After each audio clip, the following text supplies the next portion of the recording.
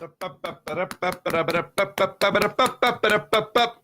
going on, everybody? My name is Mark Farzy. This is the Farzy Show, presented by the wonderful people of MyBookie, mybookie.ag. I just want to let everybody know, just to be obvious here, I am an Eagles fan. I like the Eagles. I appreciate the Eagles. I root for the Eagles. I hope the Eagles win every game. However, I have found myself in love with the Tommy DeVito story. I can't help it. The shots of the fan, the mom and dad in the stands, the many cousins, the brother, the agent now dressing up like he is protecting Vito Corleone at the hospital. You know what I'm saying? That's what it looks like out there last night. I don't like the fact that the Giants won, but the story of Tommy DeVito is an endearing story. I can't help but love every second of it. I will be absolutely rooting against it and hoping it crashes and burns when the Eagles face the Giants over the 2 games they still have against them remaining on the schedule this season. But as far as the storyline goes, it's a very enjoyable storyline. Now, Giants did win last night. The Titans came back to beat the Dolphins. And here's what I noticed last night, especially in starting off watching the 76ers. Last night was exactly what I needed. And if you're like me, last night was exactly what you needed. For the simple fact that I needed a dose of some good sports. I needed my hometown team to kick ass. Thank you, 76ers. And I needed both games on Monday night in the doubleheader that was. I needed both those games to be good football games, and both those games were great football games. That was the sports dose of medicine I needed after the Eagles obviously got their asses kicked for the second straight week. And after reading and seeing everybody act like the sky is falling in Philadelphia, you would think if I were to isolate comments from people and not give any context, people would have thought that the Eagles just lost the Super Bowl by 50 points. And I am not in that mindset yet. And I want to start off by just talking about how I went into last night. Oh, and we're also going to talk about Shohei Ohtani and his insane deal. I guess Bryce Harper should only be playing for $2 million now. He should defer money so the Sixers. What the minds all over the place. Bryce Harper should defer money now so that the Phillies can go out and sign more talent. I mean, I feel like it's only fair at this point. I mean, Scott Boras wants to get an extension going already. How about, yeah, sure, we'll do an extension if you only play for $1 million. Here's where I was at last night going into the Sixers. Here's where I was last night going into Monday Night Football.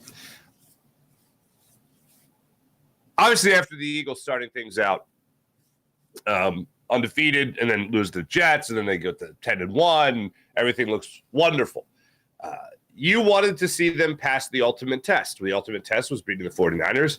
The exact opposite of that happened in a horrible way. Then the Eagles went out there and they lost to the dreaded Dallas Cowboys in Dallas, and they got to add to the Dallas Cowboy lore of this season of how great they are. They just can't beat good teams, and then they went and beat the Eagles, so I guess the Eagles aren't a good team now. I don't agree with the assessment that the Eagles are not a good football team. I understand that people are at their lowest point of the season as far as the Eagles go, but if the Eagles go out there and they handle their business against the Seattle Seahawks on Monday night, and then the Eagles go out there and they handle their business for the rest of the season, it's going to make me feel a hell of a lot better about them finding a better way to play football again and finding their better brand of football before that postseason starts. And yes, it'll even give me confidence that they'll have a chance at least at beating the 49ers and have a chance at least at beating the Dallas Cowboys and have a chance at winning a playoff game and maybe, just maybe at the very least, making it to an NFC championship again. But right now, reading everything I'm reading, hearing everything I'm hearing, seeing everything I'm seeing, and yes, that does include an Eagles fan, supposedly, showing up at the NovaCare Complex, another Eagles fan this time, showing up at the NovaCare Complex. The first time we all know it was just guys hanging around with a run the ball sign. That's fine. I in no way, shape, or form encourage anyone to go to anyone's place of work and stand outside with a sign that says, fire someone. Now, if it was maybe 5 years, 3 years of the same old song and dance and BS of someone being terrible, and the ownership group just wasn't getting the message, yeah, then maybe I could see somebody doing that. but there has not been a public outcry for the firing of Sean Desai this season. If anything, the vast majority of this year, with the exception of the last two games, Sean Desai has been praised. And now someone's standing outside the locker room, standing outside the NovaCare complex with a sign, fire Sean Desai. Why don't we pump the brakes here for a second? Has it been as good as last year? No, obviously not. Has his defense had its struggles? Yeah, I would say. Did they just lose to supposedly the best two teams in football? Yeah, that just kind of happened. So because they're not better than the 49ers right now, because they're not better than the Cowboys right now, that means fire Sean Desai. It's all his fault. And also, 2 trash cans with Slay and Bradbury on it. I can't say I really like that either. I'm not exactly the biggest fan of Darius Slay. I'm not necessarily the biggest fan of James Bradbury, even though Bradbury has had 2 good games in a row, just himself when he's targeted. And then Darius Slay actually put up good numbers, with the exception of the pass interference call, which I thought was weak, against the Cowboys this past week. I'm not there yet. I'm not. This year is a complete waste of my time, which is what everybody is thinking right now. And as far as the hate that goes on Brian Johnson, I ain't there either. I haven't been there really all season. There have been, some bumps in the road, no doubt about it. But I look at Nick Sirianni. I look at the analytics department of the Eagles that has a lot to do with what they do. So I was talking about a quad of blame to go around with this Eagles offense. Like you blame Jalen Hurts for his checkdowns, blame Jalen Hurts for not playing as well as he played last year, blame Brian Johnson certainly for that, Nick Sirianni, and then really with the quad, Jeffrey Lurie is the guy that is hammering the analytics. And this is where I always go back to the game against Green Bay, where the Eagles and Doug Peterson beat Green Bay in Green Bay, and they did it by running the football. And Jeffrey Lurie was like, "Oh, why would you do that? Why would you run the football so much?" Because it was working. And the analytics are adorable for telling you everything that has happened in the past. But this right now, in this moment, how come the analytics never tell you that running the football is good? I don't understand. Even when you do run and it works, how come no? Okay. So I understand that there's a lot of influence going into what happens with this Eagles offense. It's not just Nick Sirianni. It's not just Brian Johnson. It's not just Jalen Hurts. There's other people with input in this. It's an organizational problem when this team is struggling. So although I'm not in a happy place right now with the Eagles, and I might be like a lot of you where I'm at my lowest point in confidence, as I think everyone rationally should be, I was hoping that these last 2 games were going to be the games you went, you know what? They not only do they just find ways to win against okay football teams, they find ways to win against the best the NFL has to offer. I was expecting to feel as confident as I did after the Eagles took care of business when they beat the Miami Dolphins. I was hoping I'd feel the same way after they beat the Kansas City Chiefs. And unfortunately, no. It was a big old dose of a big old bite of humble pie. And by the time the playoffs roll around and the Eagles go out there and take on the Lions, the whoever, by the time the Packers lost last night to Tommy Cutlets. By the time that those playoffs roll around, I hope I'm brimming with confidence because the Eagles have closed out the season playing some good football. Yeah, sure, against subpar teams, but at least they got in the end zone. At least the defense was able to stop somebody.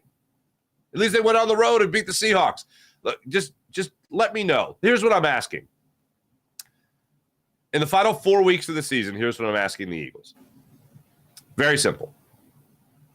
Put me in a mindset where I think you could give an upset to the Niners, the Cowboys, whoever you face. Put me in a mindset, at the very least, that tells me you're going to win a playoff game. Put me in the mindset, at least, that you could possibly win 2 playoff games. You could make it to the NFC Championship game. Correct the mistakes that we have seen, the drastic mistakes. Like, do you really think the Eagles are this bad now? Are the Eagles this terrible now all of a sudden? Where they're going to get beat up by every single team? Do you think they're going to fall down to the 6th seed? How bad are the Eagles right now all of a sudden? Because if you're like me and you're just on the same level of, well, they're not as good as the 49ers, they're not as good as the Cowboys. If you're right there, and I don't look, yes, the Cowboys just beat their ass, but the Cowboys also have the toughest schedule going forward. So I think the Eagles, if they were to play the Dallas Cowboys in a playoff game, they would be hosting that game. I like the Eagles beating the Cowboys if they host. I don't like the Eagles beating the 49ers. So if you're like me, probably where you're at right now is, this team's not winning a Super Bowl. That doesn't mean it's completely out of the question. That doesn't mean that all of a sudden they suck. That doesn't mean that all of a sudden they're bottom feeders like people are acting. The Super Bowl wasn't played over the last 2 weeks. The NFC Championship game wasn't played over the last 2 weeks. Sure, there might have been a preview there with the 49ers, but I'm not in the mindset of it's all over. And too many people right now are acting like it's all over. And I'm not trying to be Paulie Pom-Poms over here. But, if they got to play the 49ers, they're not going to win. If they got to play the Cowboys, they're probably not going to win in Dallas, if they got to play in Dallas.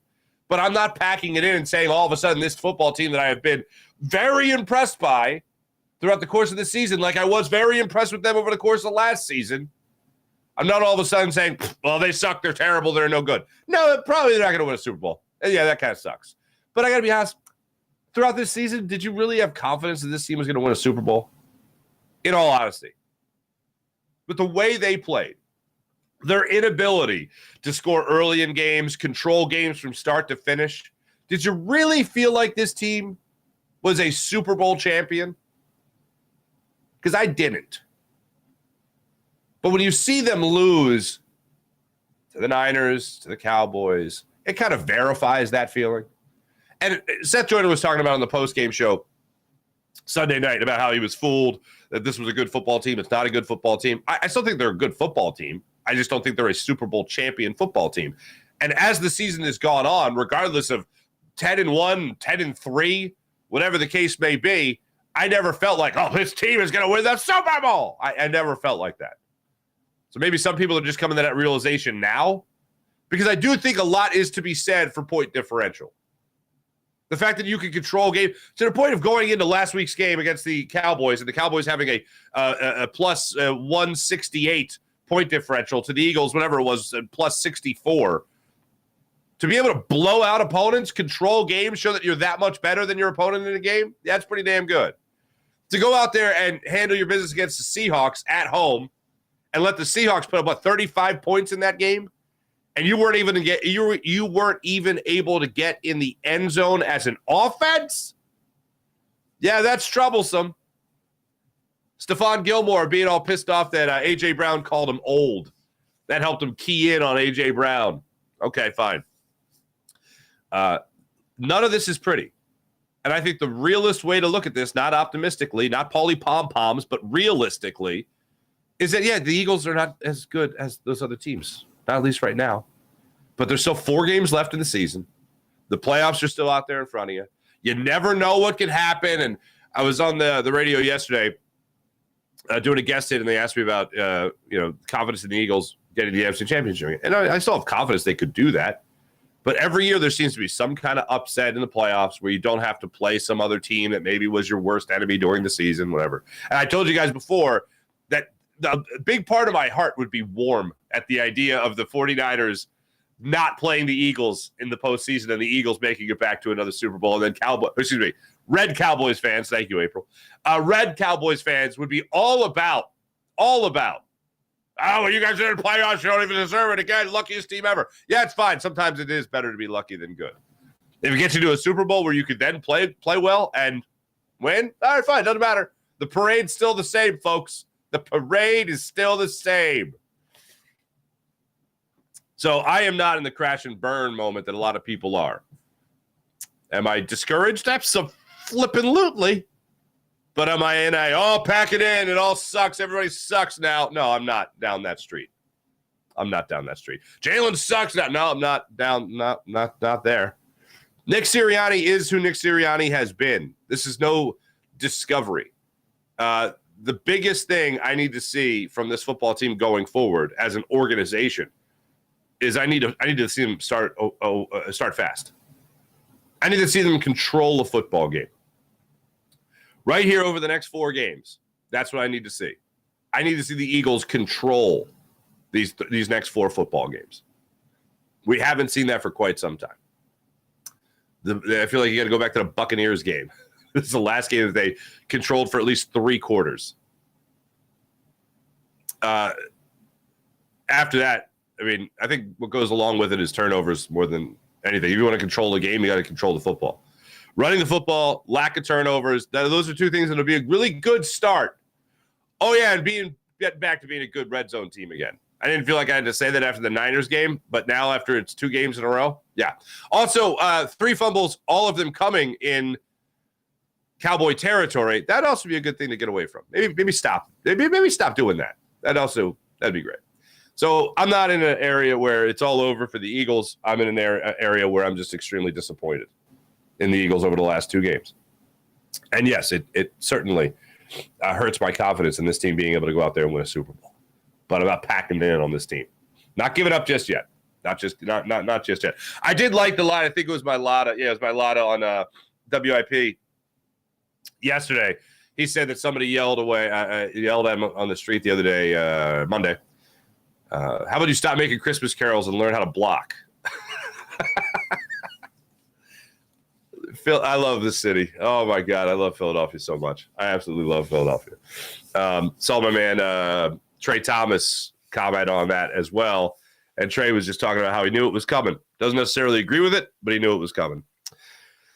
As far as the rest of the NFL goes, the Giants did come back last minute and beat the Packers 24-22. So they've won 3 in a row. So now all of a sudden they're playing some good football. I'm still not afraid of the Giants. Let's not get crazy. Tennessee Titans, that was a thriller. 2 touchdowns last 3 minutes. They were able to beat the Dolphins 28-27. That game was absolutely insane. DeAndre Hopkins was drinking from the fountain of youth last night. He was making every single catch that he needed to make, including ones that he was just barely out of bounds, but he still made the catch.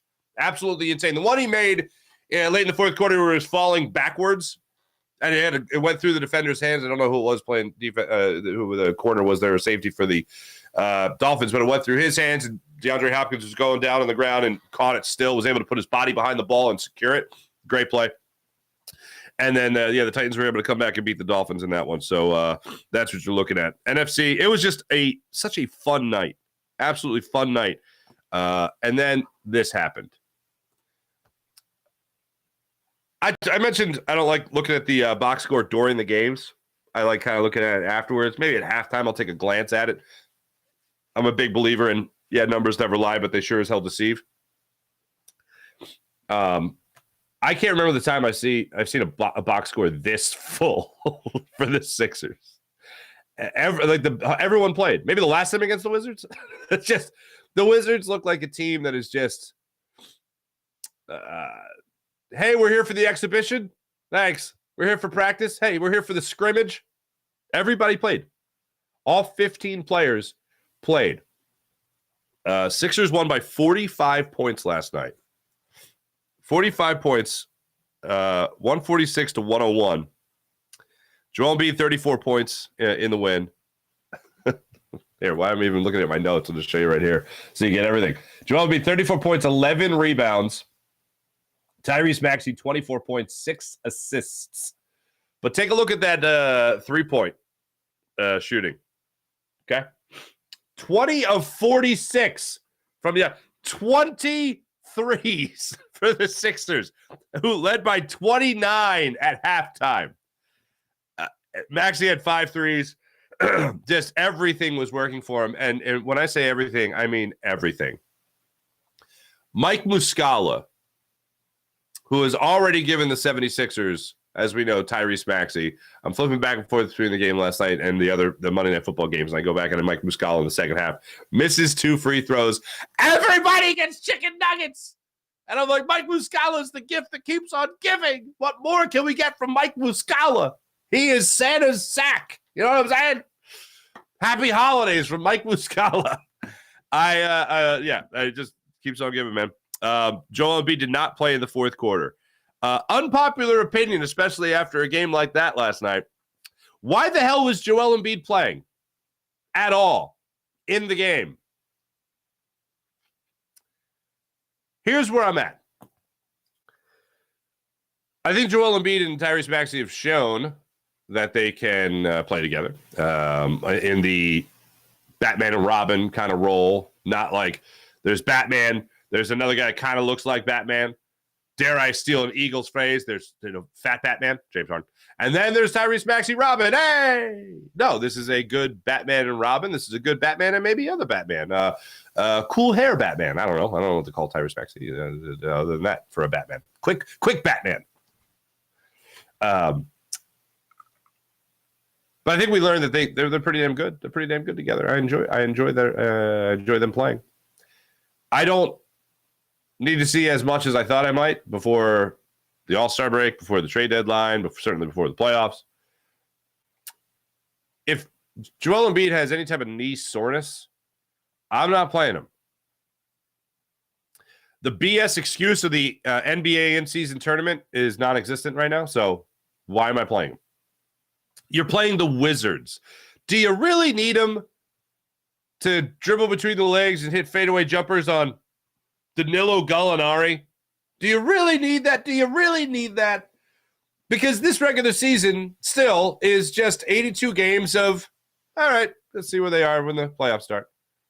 That's what it is to me. Only thing I needed, as I told you when the season started, I needed James Harden traded, and you got that done.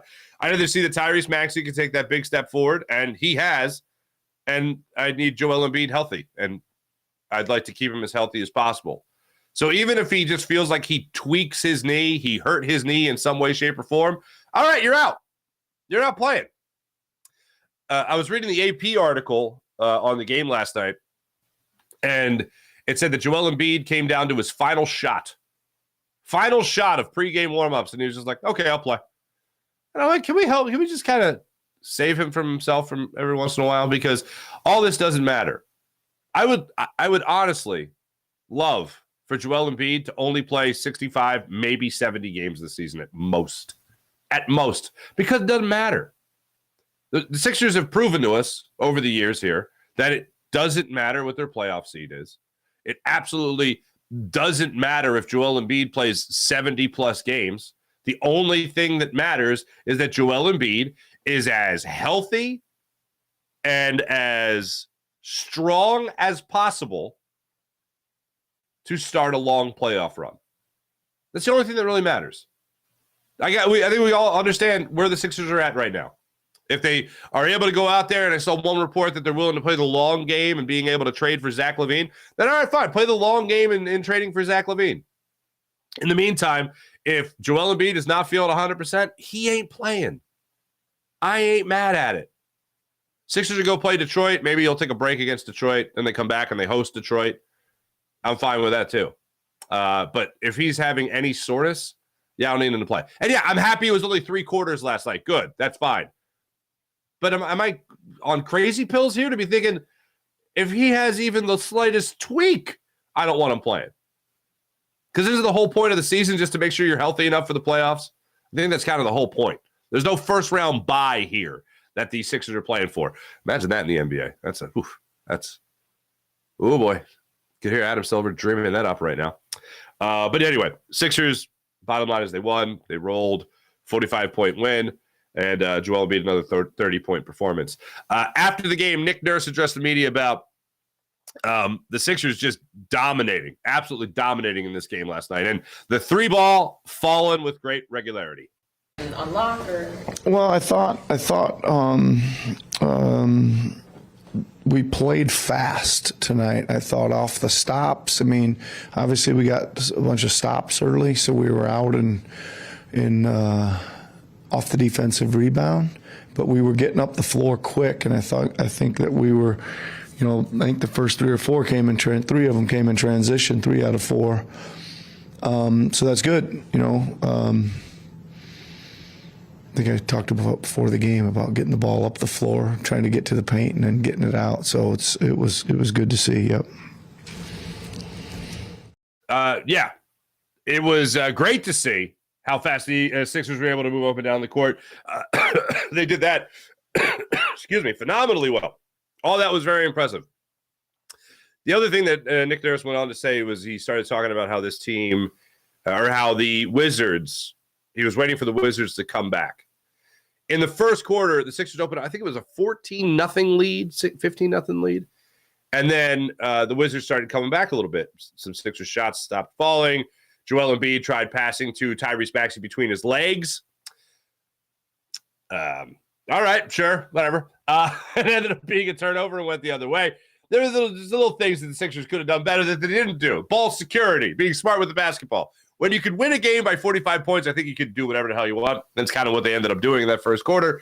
Wizards started coming back a little bit, and then the Sixers just said, all right, see you later. And that was it. They ended up closing out. I want to make sure I have this number right. They ended up closing out the first quarter 43-27, then 32-19 in the second quarter, 37-21 in the third, and then with reserves and Joel Embiid not playing 34-34 in the fourth quarter. So one hell of a game. One hell of a game last night. Like I said, Sixers are going to be back at it tomorrow, I believe it is, when they take on the Pistons in Detroit. And then they host the Pistons later in the week. Also, shout out Patrick Beverley. Cracking open a Miller Lite after the game. Pouring it. What is he doing? Did you see this yet? Patrick Beverley comes out for his post-game news conference. He has a 76ers souvenir cup. Looks like a plastic 76ers souvenir cup. And he's got a Miller Lite in his hands. And he walks out, puts them on the podium, puts them on the desk, puts them on the old table, sits down, and then away from the desk, pours himself a beer, and then into the souvenir cup, puts the can back, and then starts drinking the souvenir. Like, we all know what you're doing. Why are you even bothering? Do you just not like the can? Do you not like the can to your lips? Just can't try to keep it discreet. It doesn't. We all know what you're doing. I've been in baseball clubhouses after the game where, pitchers will have a Coke or a Pepsi cup, paper cup, and I just, do I smell beer? And I look down, there's a beer there. I don't know. Nobody's who's judging. Nobody's judging. Drink. Say it with your chest. I'm having a beer. You earned it.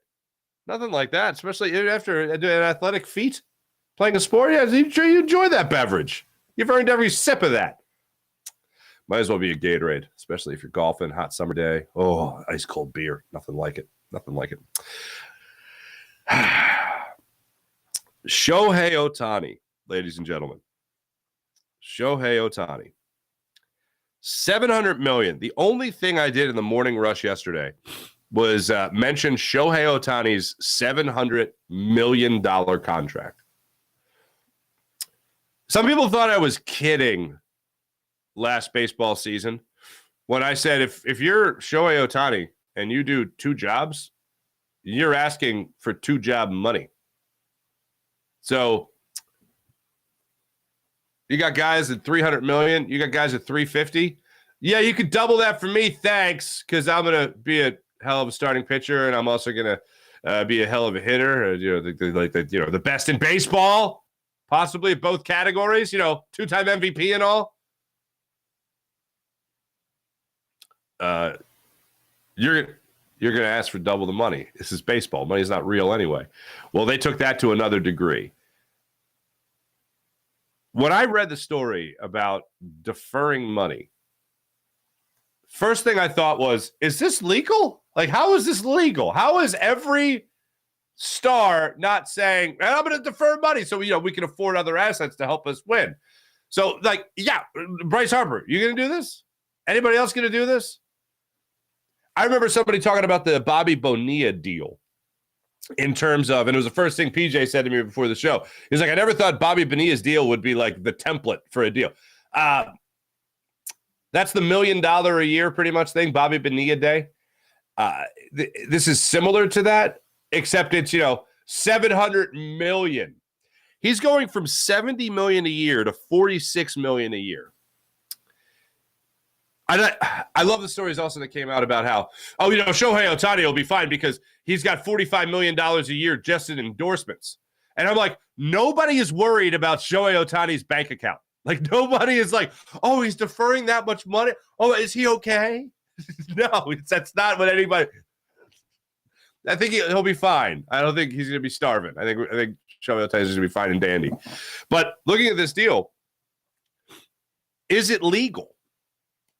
And why aren't more teams doing this? Well, first off, in inflation, he's going to lose a unbelievable amount of money. Actually, not as bad as Bobby Bonilla, who's doing it for the course of whatever it is, like 20 years. But as far as the legality of it, I saw the rule highlighted. Article 16, deferred compensation of the 2022 to 2026 collective bargaining agreement. There shall be no limitation on either the amount of deferred compensation or the percentage of total compensation attributable to deferred compensation for which a uniform player's contract may provide. Having trouble going out there signing some free agents, Phillies? Bryce Harper? You want a new deal? You want an extension? Let's rip up this contract.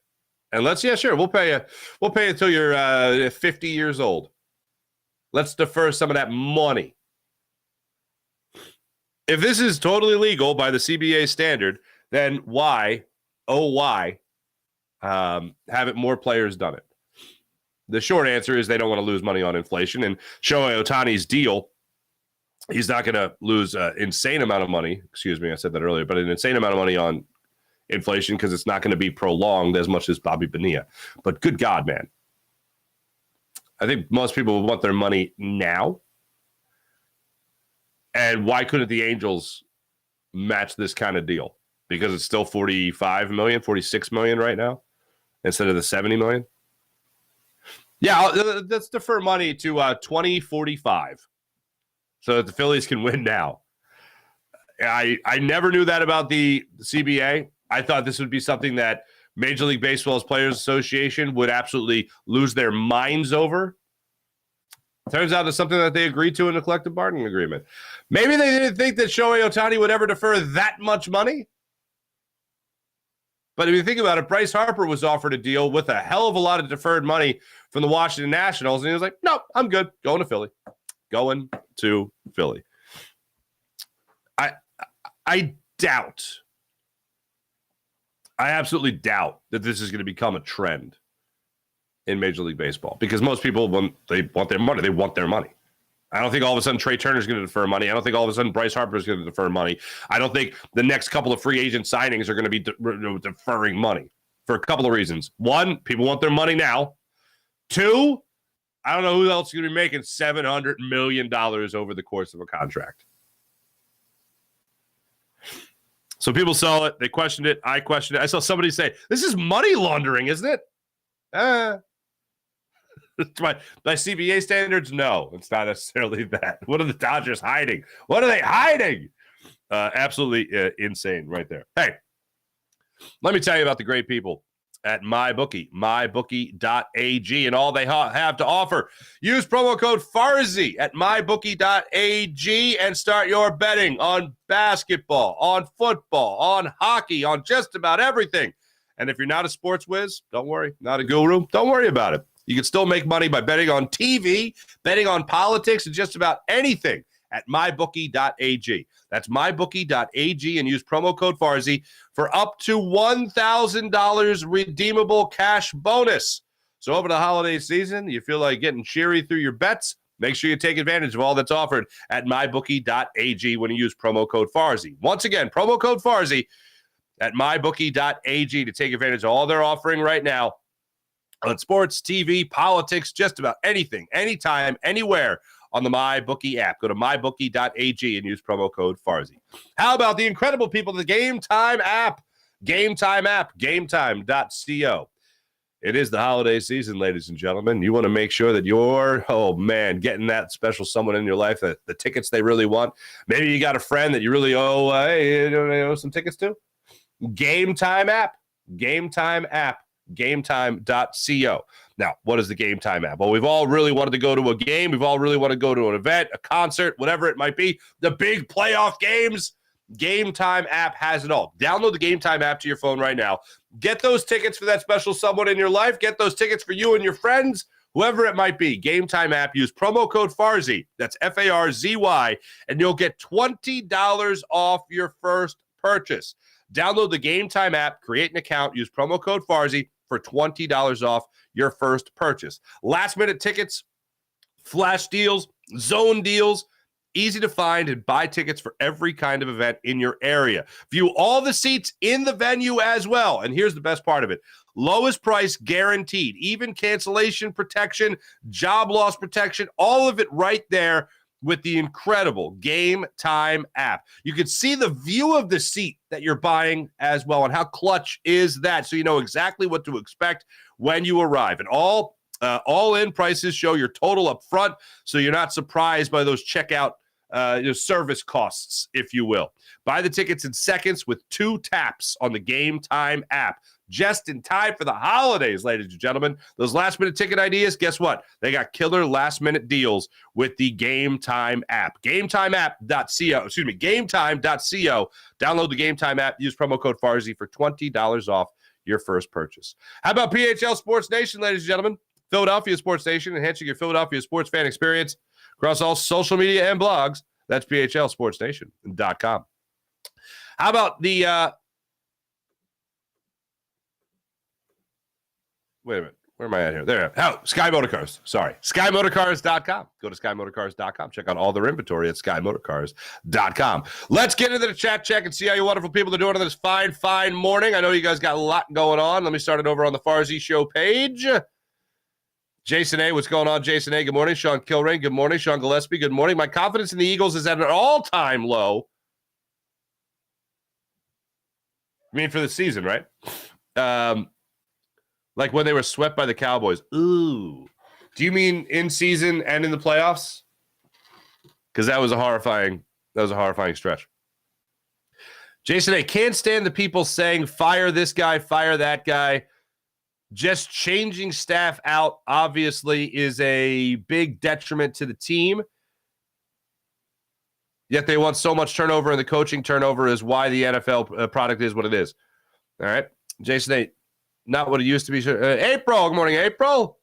Analytics don't seem to work when the other team make adjustments, and they are just very talented. Yeah, I agree. Way too early for firing. Our past coordinators weren't good in their first year either. Look, I don't understand. Is it just that there are people that have doubted the Eagles all along, and now they get to be loud and proud of their opinions? Or is it that the Eagles just showed us that, oh, no, they absolutely suck? Because I don't think they just all of a sudden absolutely suck. Like, it's hard to win. It's hard to win football games. And they have found a way to win the vast majority of their football games. I don't understand. Like, what kind of moron would I be if I was like, this team's great. This team's going to be great. This team's going to be awesome. And then all of a sudden they lose twice. You're like, this team sucks. Like, doesn't that show you that, like, you don't know what the hell you're talking about? I've never said the Eagles were winning the Super Bowl because they haven't shown me this year that they were going to win the Super Bowl. That's why I looked at the 49ers as the biggest game of the year, because they won that game. Oh, baby, this team can win the Super Bowl. They beat the Chiefs. That didn't tell me they could win the Super Bowl.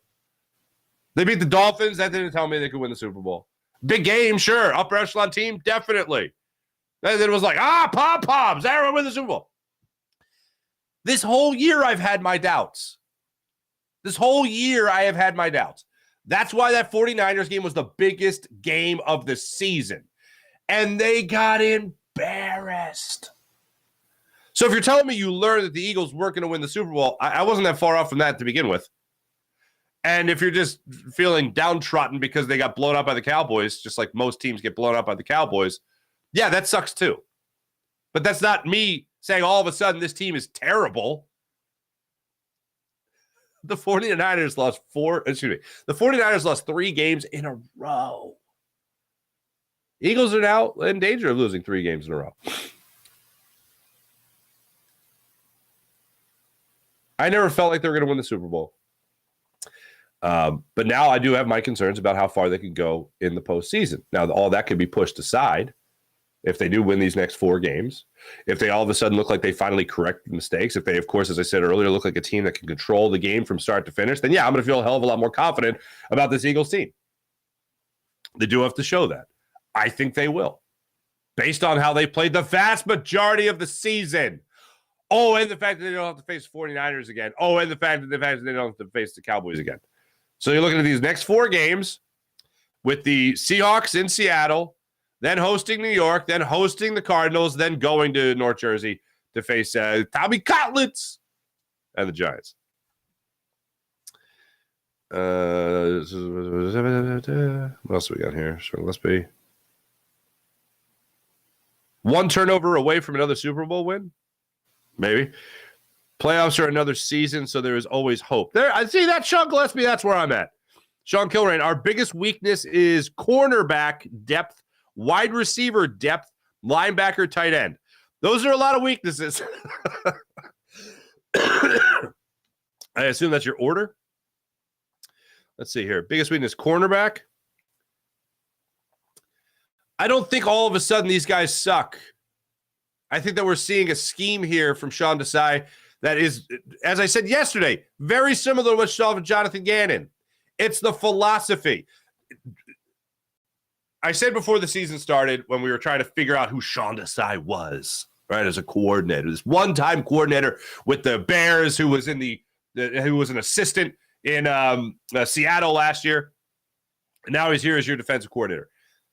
He is given a blueprint, just like Jonathan Gannon was given a blueprint by Nick Sirianni, maybe inspired by the analytics, but given a blueprint. No big plays, no splash plays. Play off the line of scrimmage, 8-10 yards off the line of scrimmage. This is what they do. My issue is that the defensive line needs to get home. The linebacking core needs to be a hell of a lot better. I believe where you're really missing out here is linebacker and safety. I don't have a huge issue with the cornerback position for the Eagles. Safety is where I have a huge issue. Reed Blankenship, well, the highest voted the safety for the Pro Bowl. That was surprising. Hopefully he'll be okay after getting dinged against the Cowboys. But the other safety spot with Kevin Byard, it's been a slow progression. And last week Sunday night was a big step back. Last Sunday was a big step back.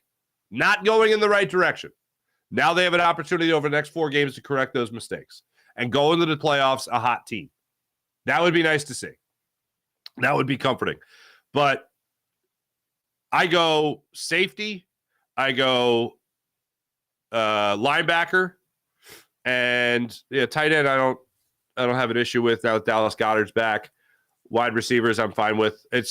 Stop fumbling the football would be nice. And I'm blown away still at the idea that Jalen Hurts only targeted 3 receivers. I honestly, the more I think about it, I don't think I've ever seen that. You only targeted 3 receivers. You only completed passes to 3 receivers. How is that possible? How many attempts did he have against the Cowboys? 27. 27 attempts. Not one to a running back. We always know that that's not a big thing, but at least he would look at DeAndre Swift or Kenny Gainwell.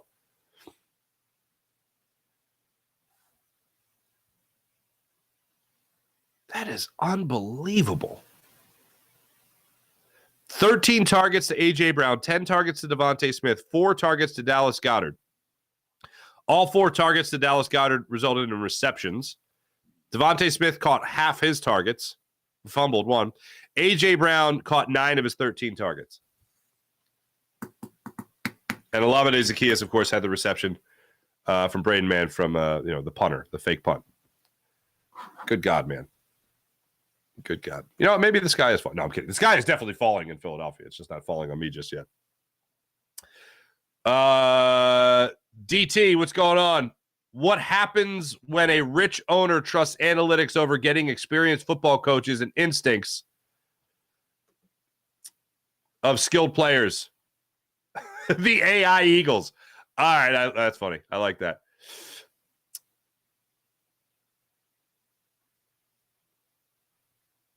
MLB rumors are saying that the Dodgers are after Yamamoto. Yeah, not surprised. Deferred contract could open up money for that. It certainly could.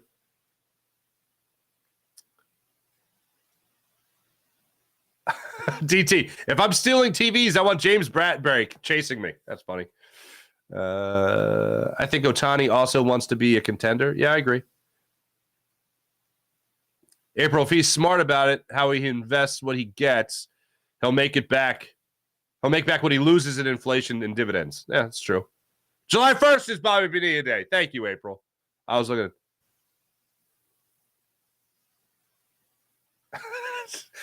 at April, I didn't see this one, but I do love when a big contract comes out and people break it down like this. Did you see the breakdown where it says he'll be making $2 a minute or something like that? Good for him. Yeah, hey, good for him.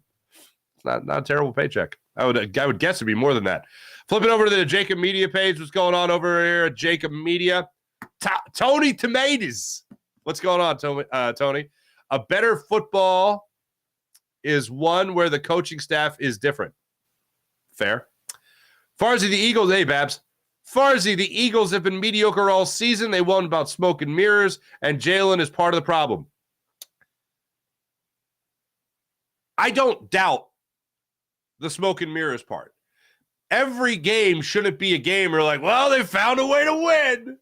Because when you do play those better teams, when you do play, I should say this, the elite teams, there's upper echelon and elite. You know, there's the teams that are good, teams that are flirting with the playoffs. There are teams that are the upper echelon. The Eagles are there. And then there's the teams that are absolutely elite. Now, there might be a fine, hair between the elite and the upper echelon and the elite, but still, it's a difference. Turnovers, red zone. Those are things that really knock you down a peg. Had those problems against both the 49ers and the Cowboys, obviously. But as far as all season goes,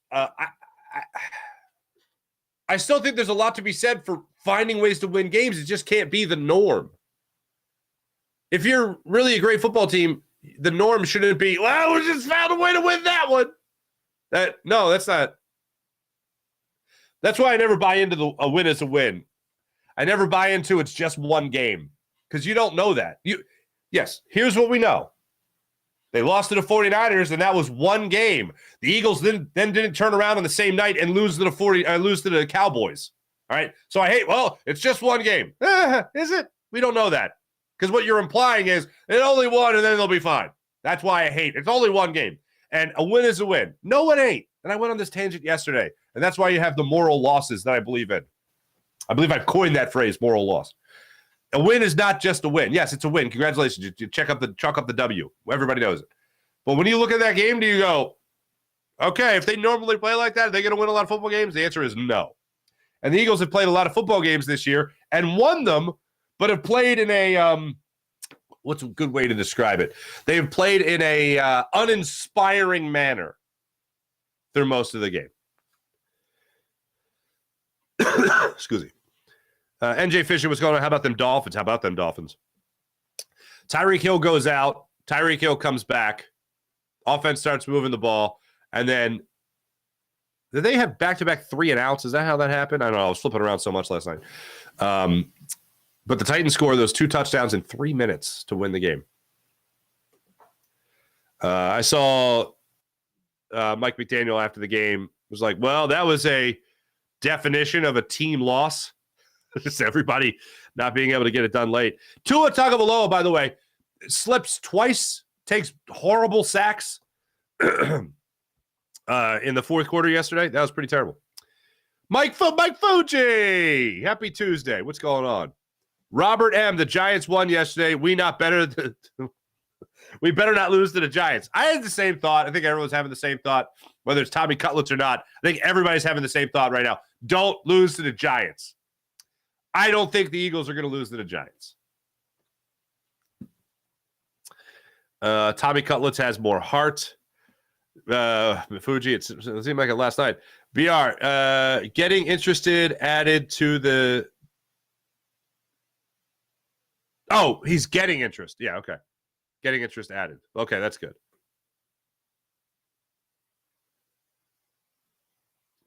Eric Wisniewski was calling. Damn, I was right. I predicted with the new coaches, Eagles win 12 games and tie. I knew they would take a step back, but didn't want to believe it. I know it's a defense coaching, but here's the thing. All of a sudden, Sean Desai has become public enemy number 1. Why are people afraid to blame Nick Sirianni? And I know it's not everybody, but a lot of this is on Nick Sirianni. Like, yes, defense has been bad, but they've been bad against teams that have put up points on other teams. Like, the Eagles aren't some outlier that just allowed a 40 spot to one of the worst offenses in the NFL. No. 49ers pretty damn good. Cowboys, pretty damn good. So Sean Desai allowing points to those teams doesn't mean that he's all of a sudden sucks. My bigger problem is that the Eagles can't start fast. When you can't start fast, that means your game plan, which is what Nick Sirianni is supposed to be doing throughout the week, sucks. Like, am I the only one? Like, what the hell? Everyone's talking about Sean Desai. I'm not firing Sean Desai. I'm not firing Brian Johnson. I'm looking at you, Nick Sirianni. And it's not just that, I'm the head coach. My name's on everything. Yeah, okay. It is. Everyone knows that. But what the hell is going on with those game plans throughout the week? And when you have that weekly meeting with the analytics department, are they just drilling this into your head that this is what you have to do? Because this ain't working. And to see them come out at least running the football against the Cowboys was great. And then after running the football, you line up with an empty backfield. The whole point of establishing a run is to set up a play action. And then they run the football more with Jalen Hurts. This offense can't be, after that, Jalen Hurts makes a play. That's not a plan. Eric, when I saw the trick punt, I said, wow, something creative. Yeah. Give Hurts a pass this year. Why the coaching is holding him back? Because they don't want him hurt. The play calling doesn't fit the quarterback. I agree. Jets was a loss. Nick's blame out. No, everything goes back to Howie Roseman with the Eagles. That's something I'll never step aside from. This is the guy picking the players. This is the guy picking the talent. This is the guy with final say on the roster. The team philosophy has always been ignore the linebacker position. Don't invest in the linebacker position. And now this is where we find ourselves scrambling to get Zach Cunningham, who all of a sudden was your best linebacker, scrambling to try to get Miles Jack in here. And he's like, I think I'd just rather learn a trade and be ready for a zombie apocalypse. And Nicholas Morrow, and unfortunately, Nakobe Dean can't stay healthy. Those are all not great. Even Zach Cunningham has been your best linebacker. And now you got to go get Shaq Leonard. Shaq Leonard comes in here, plays, by the way, it was 14 snaps he played in. That was well below. I think it was 17% of the snaps in total. I thought I was being overly optimistic saying that he was going to play in 40 to 50% of the snaps. It turned out not to be a thing. It's scary, folks. It's scary. It's very, very scary. Thanks, everybody in the chat. You guys are awesome, as per usual. Babs, have a nice day, hon. I love a hun. Thank you, hun. Have a nice day, hon. Hopefully the Eagles win this weekend and look good doing it. Yes! Jason, are they saving the RPO for the playoffs? I don't understand why there's this idea of saving the RPO. We haven't seen the two things that came out. One was Brandon Graham talking about how they're potentially saving his snap counts for later in the season. Haven't seen an uptick. The other was the RPO. If it works and you do it well and teams have trouble defending against you, why aren't you doing it?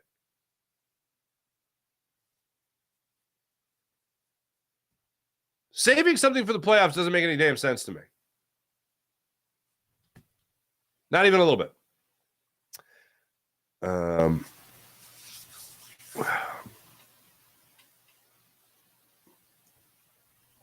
You're at a point where you got to win, man.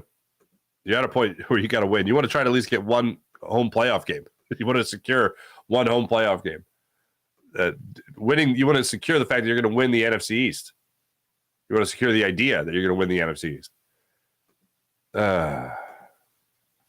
It's all a lot easier if the Eagles just win. Thanks, everybody in the chat. Let me just give one last look over to the Farzy Show. T-Bro! You can blame Nick, however, he ain't in there fumbling the ball. as well as him being on the defense, identity and execution. I agree. The only thing is the game plans have still sucked. Look, if Jalen Hurts doesn't fumble that football on the Eagles' first possession of the game against the Cowboys, maybe they punch it in. Maybe it's 7-7. Maybe it's a different outcome after that. Maybe it's a different domino. Maybe that's the first domino of the fall and everything's great. So, yeah, I'm not blaming Nick Sirianni for at least that first possession because things were moving. There were some questionable things that went on, but still, things were moving. I don't think the play, like, this is a weird analogy, but I'm going to go with it anyway. Me, myself, and Irene, supposedly in that script. Is that a Fairley Brothers thing? I think it was. Supposedly in the script, when Jim Carrey would be set up to do something funny, it wasn't written. It was literally in the script as Jim does something funny. Like, it can't be in the Eagles' script in the first possession of the game to be like, Jalen Hurts makes a play. How about you put him in position to make a play? How about you put the offense in a position to mow down the field, move down the field, get something going? It looked like they were doing that. And then they tried to rely on Jalen Hurts a little too much and then fumble the football. Not good. Not great. Watching Morrow as a linebacker getting washed downfield, washed inside by a wide receiver blows my mind. Yeah, it's pretty horrifying. It's pretty horrifying. Thanks everyone in the chat. You guys are wonderful as per usual. Let's get to the morning rush brought to you by Sky Motorcars, SkyMotorcars.com. Hey, guess what? There is one piping red hot team in the city of brotherly love. They're named the Philadelphia Flyers, baby. Philadelphia Flyers look to extend their win streak to 5 straight games. They got back-to-back wins on the home and home against the Penguins. Then they took care of the Coyotes in Arizona 4-1. Then they beat the Avalanche 5-2. Everybody get excited about that. Travis Konecny with a 2-goal performance against the Avs. Travis Konecny, dare I say, on fire. Also, Carter Hart came up with 26 saves in the win. Travis Konecny, by the way, now has 16 goals on the season. He has a back-to-back 2-goal games for the Orange and Black. So you love to see that. 4 goals over his last 2 games. Orange and Black are back at it tonight. This time they're going to be in Nashville to take on the Predators.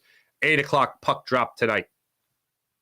Look forward to seeing the Orange and Black win their 5th game in a row. Thought they were just going to tank. John Tortorella saying last week they got balls. Boy, do they. Nothing about a hockey coach saying they got balls. They do. They absolutely do. Thanks for watching, everybody. You guys are great as per usual. We'll be back with you guys tomorrow, same time, hopefully talking about a Flyers victory. Nick Sirianni, by the way, is supposed to address the media later today. Everything's pushed back because of the Monday night game. So look forward to hearing what Nick Sirianni has to say after watching the tape. Thanks for watching. Thanks for listening. Jim Hyder produced the program, did a wonderful job. My name is Mark Farzetta. This is the Farzy Show presented by MyBookie, mybookie.ag. Catch you guys tomorrow. See you.